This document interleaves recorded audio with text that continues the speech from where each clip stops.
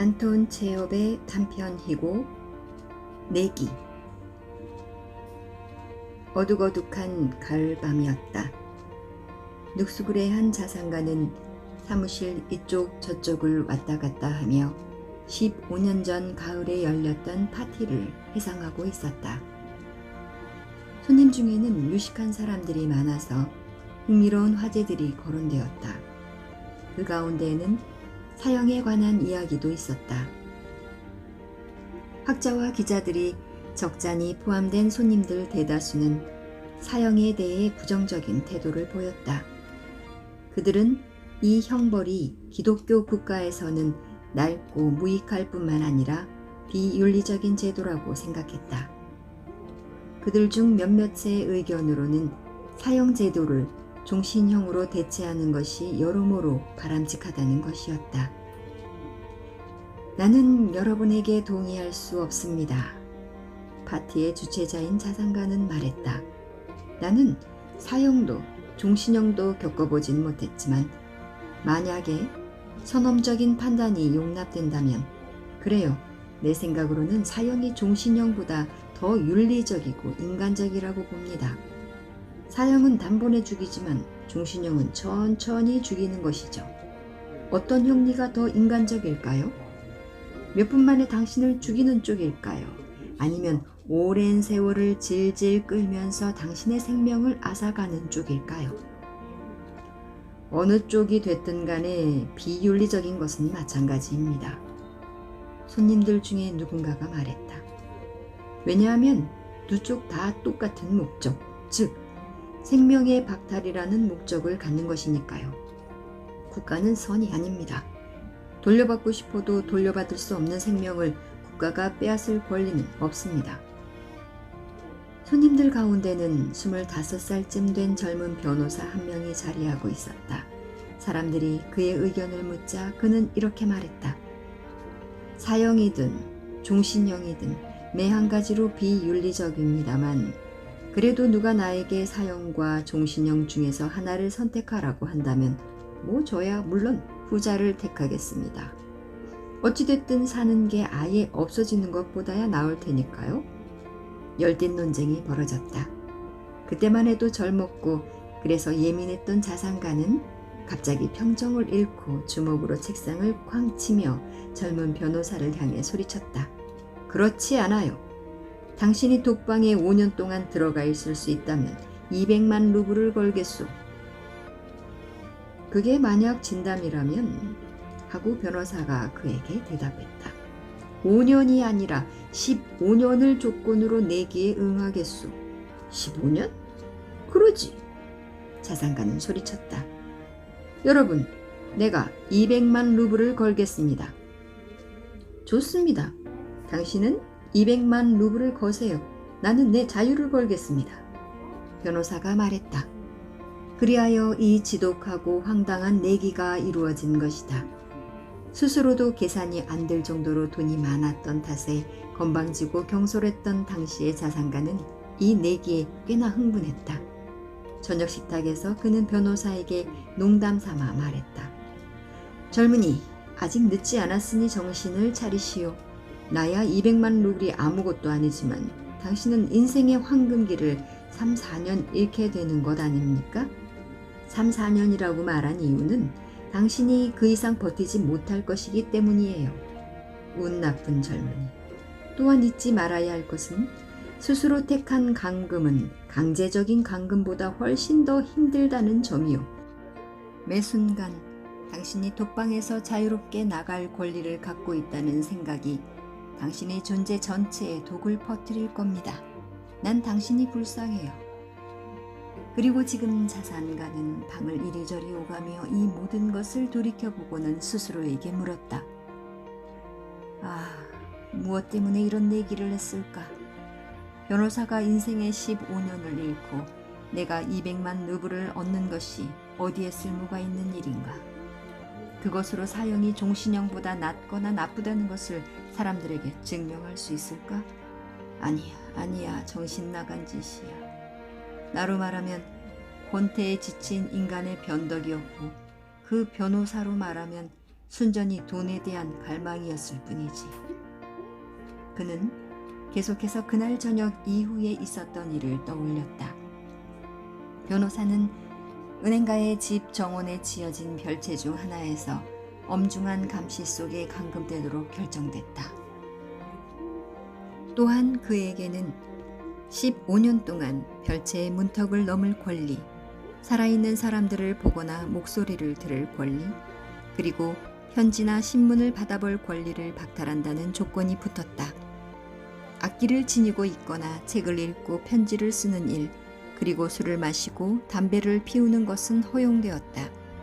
조건에 따르면 그가 외부 세계와 가질 수 있는 유일한 접촉은 이 내기를 위해서 특별히 만들어진 작은 창문을 통하여 그것도 말없이 이루어지도록 되어 있었다.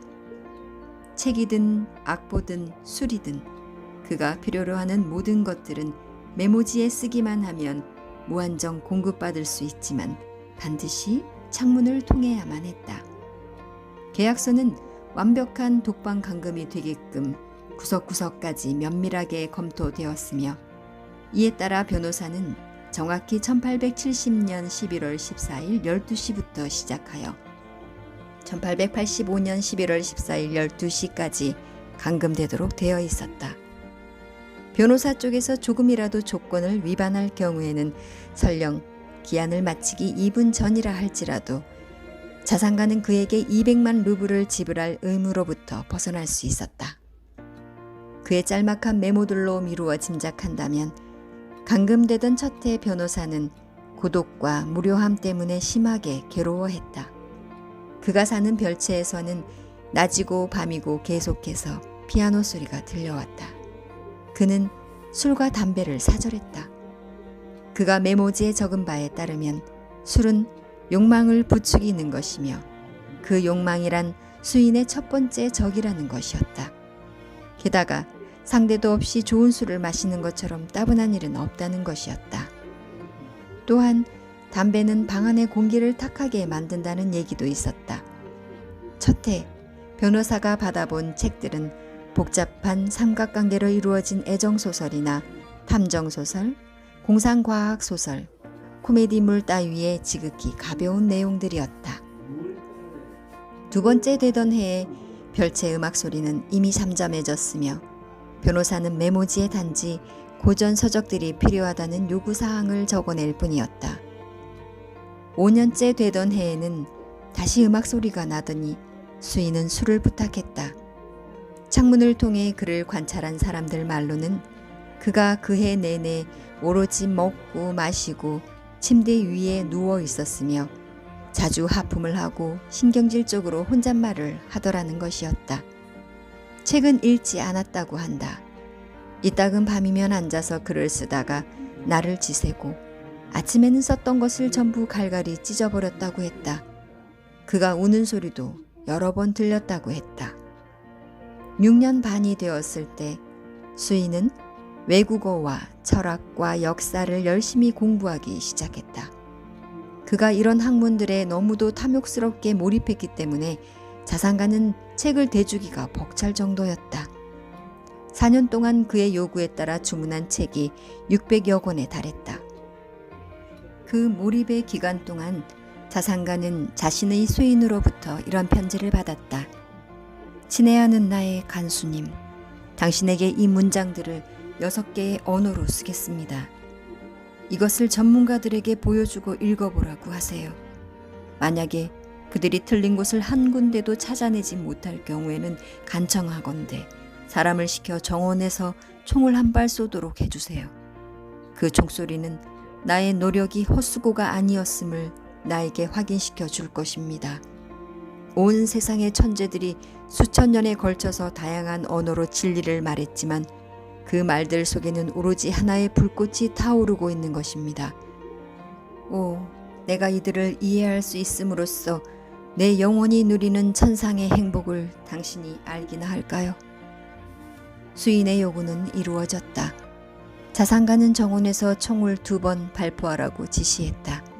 그리고 나서 10년째 되는 해가 지났을 때 변호사는 책상 앞에 꼼짝 않고 앉아서 오직 복음서만을 읽고 있었다. 자산가는 이상하게 여겼다. 4년 만에 600여 권의 심오한 서적을 섭렵한 사람이 두껍지도 않고 알기도 쉬운 책 한 권을 읽는데 1년을 허비한 것이다. 복음서의 뒤를 이은 책은 종교사와 신학서적들이었다. 유폐되고 나서 마지막 2년 동안 수인은 종류를 가리지 않고 엄청나게 많은 책들을 읽었다. 자연과학을 공부하는가 하면 한편으로는 바이런과 셰익스피어를 요구했다. 종종 그로부터 화학, 의학 교과서, 장편소설, 철학이나 신학 논문 따위를 동시에 보내달라고 부탁하는 메모가 오기도 했다. 그의 독서열은 바다 위에 널린 난파선의 잔해들 속에서 헤엄치면서 자신의 목숨을 건지기 위해 아무 것에나 무턱대고 매달리는 한 인간을 연상시켰다. 나이 들어버린 자산가는 이 모든 것을 회상하며 생각했다. 내일 12시에 그는 자유를 얻을 것이다. 약속한 대로 나는 그에게 200만 루블을 지불해야 한다. 그러나 내가 돈을 주면 모든 게 끝난다. 나는 여지없이 파산할 것이다. 15년 전만 해도 그에게는 계산이 안 될 만큼 많은 돈이 있었지만 지금은 스스로에게 묻기가 두려웠다. 자신의 돈과 빚 중에 어느 쪽이 더 많을까? 아슬아슬한 주식 노름, 도박과 다름없는 투기에 대한 열정은 나이가 들어서도 버릴 수 없었고 그로 인해 그의 사업은 조금씩 기울었다. 그리하여 대담하고 자신만만한 갑부는 이자율이 조금이라도 오르락 내리락 할 때마다 부들부들 떠는 이류 은행가로 전략하고 말았다. 망할 놈의 내기. 노인은 두 손으로 머리를 감싸며 절망적으로 중얼거렸다. 이 인간은 왜 죽지 않았을까? 이자는 아직 40살밖에 안 됐어. 이자는 나의 마지막 재산을 가져가서 결혼도 하고 주식 투자도 하면서 인생을 즐기겠지? 그런데 나는 거지처럼 선망에 찬 눈으로 그를 바라보며 그가 날마다 되풀이하는 말을 듣게 될 거야. 나는 당신에게 내 인생의 행복을 빚졌습니다. 그러니 당신을 도와주게 해주세요. 아니야, 이건 너무해. 부도와 파산을 면할 수 있는 유일한 길은 이 인간이 죽어주는 것뿐이야. 시계종이 3시를 알렸다. 은행가는 귀를 기울였다. 집안 식구들은 모두 잠들었고 창문 너머에서 나무들이 추위에 몸을 웅크리며 사각거리는 소리만이 들릴 뿐이었다. 소리를 내지 않도록 주의하면서 그는 15년 동안 한 번도 열린 적이 없었던 문의 열쇠를 금고에서 꺼냈다. 그리고 그는 외투를 입고 집을 나섰다. 정원은 어둡고 추웠다. 비가 내리고 있었다. 매섭고 스키찬 바람이 괴성과 함께 정원을 온통 휩쓸고 다니면서 나무들을 괴롭히고 있었다. 자산가는 눈을 부릅떴지만 땅이고 하얀 석상이고 별채이고 나무들이고 간에 분간이 되지 않았다. 별채가 있는 지점까지 다가온 그는 경비원을 큰 소리로 2번 불렀다. 대답이 없었다. 경비원은 악천후를 피해 부엌이나 온실에서 자고 있는 것이 분명했다.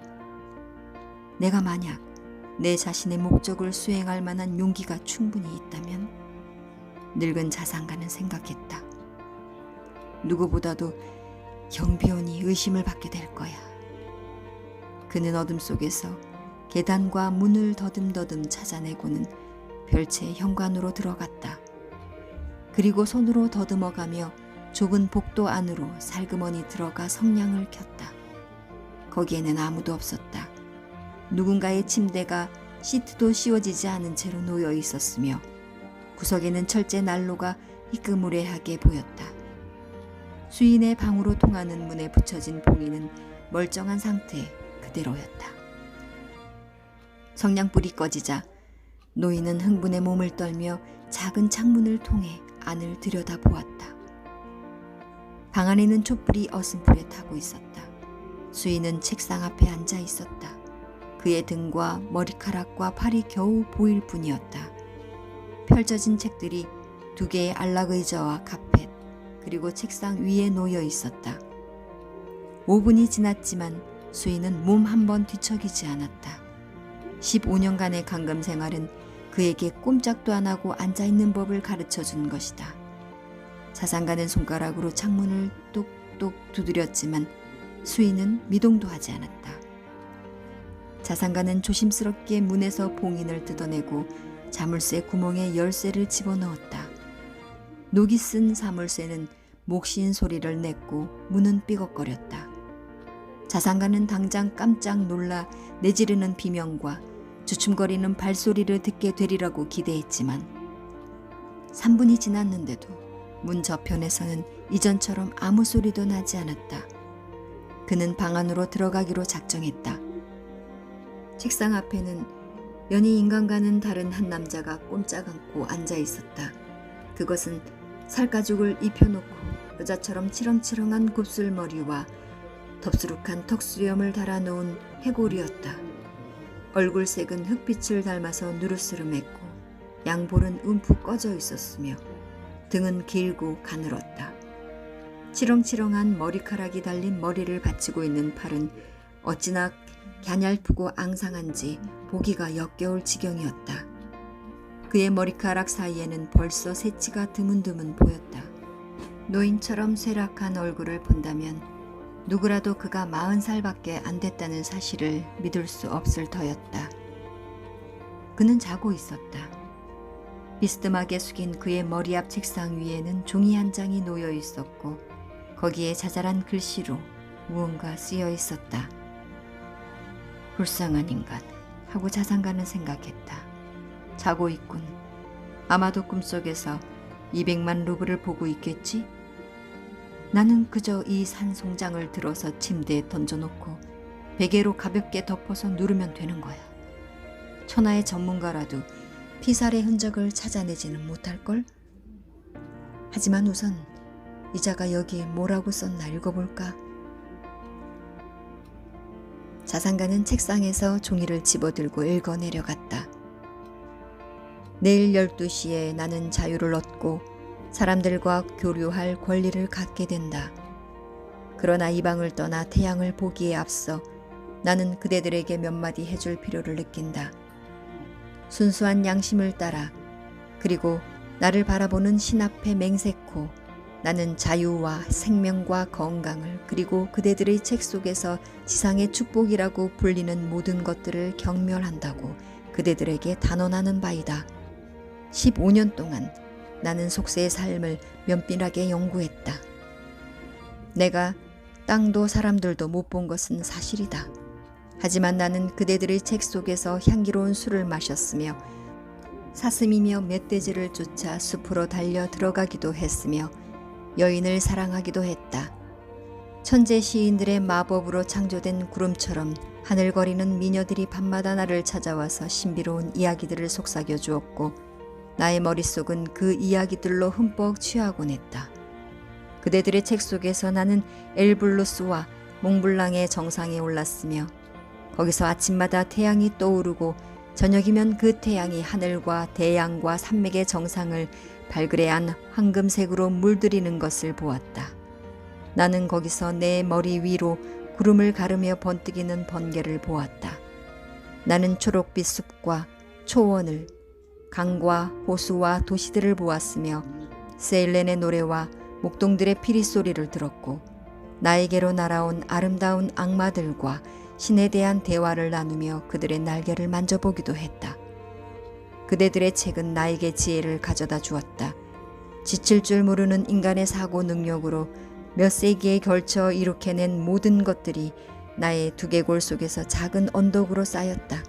내가 그대들 누구보다도 현명하다는 것을 나는 안다. 또한 나는 그대들의 모든 책을 경멸한다. 이 세상의 모든 행복과 지혜를 경멸한다. 그 모두가 시시하고 무상하며 신기루처럼 공허하고 기만적인 것이다. 그대들이 아무리 오만하고 현명하고 아름답다고 해도 죽음은 그대들을 마루 밑의 쥐새끼들처럼 지상에서 쓸어버릴 것이다. 그리고 그대들의 자손과 역사, 천재들의 불멸의 업적들은 꽁꽁 얼어붙어 버리거나 아니면 지구와 함께 불타 없어질 것이다. 그대들은 분별을 잃고 잘못된 길을 걷고 있다. 그대들은 거짓을 진실로 받아들이고 추악한 것을 아름다움으로 받아들이고 있다. 만약에 사과나무나 오렌지 나무에 무슨 일이 생겨서 열매 대신에 개구리나 도마뱀이 열리게 된다면, 혹은 장미꽃이 마르의 땀 냄새를 풍기게 된다면 그대들은 놀라지 않을 수 없을 것이다. 마찬가지로 나는 하늘을 땅으로 바꾸어 버린 그대들에게 놀라지 않을 수 없다. 나는 그대들을 이해하고 싶지 않다. 나는 그대들의 삶의 방식에 대한 경멸을 표현하기 위해 내가 한때 천국을 꿈꾸듯 갈망했으나 이제는 하찮게 보이는 200만 루블을 거부하겠다. 그 돈에 대한 자신의 권리를 스스로 박탈하기 위해 나는 약속한 기한이 다 되기 5시간 전에 여기에서 나갈 것이며 그럼으로써 스스로 계약을 위반하는 바이다. 이것을 다 읽은 자산가는 책상 위에 종이를 내려놓았다. 그리고 이 기인의 머리에 입맞춘 뒤에 눈물을 떨구며 별채를 나섰다. 그동안 한 번도 느껴보지 못한 자괴감을, 심지어 주식 투기에서 거액의 돈을 날렸을 때도 느껴보지 못한 극심한 자기 혐오를 그는 느꼈다. 그는 집으로 돌아와서 침대에 누웠지만 흥분과 눈물 때문에 오랫도록 잠을 이룰 수가 없었다. 다음 날 아침 얼굴이 파랗게 지린 경비원이 뛰어와서 그에게 보고했다. 별채에 살던 남자가 창문을 통해 빠져나와서 대문을 나서더니 어디론가 사라지는 것을 보았다는 얘기였다. 자산가는 하인들과 함께 당장 별채로 가서 자신의 죄수가 탈옥했음을 확인했다. 그는 불필요한 시비가 일어나지 않도록 책상 위에서 포기의 의사를 담은 종이를 집어들고 자기 방으로 가져가서는 금고 속에 집어넣고 문을 잠궜다.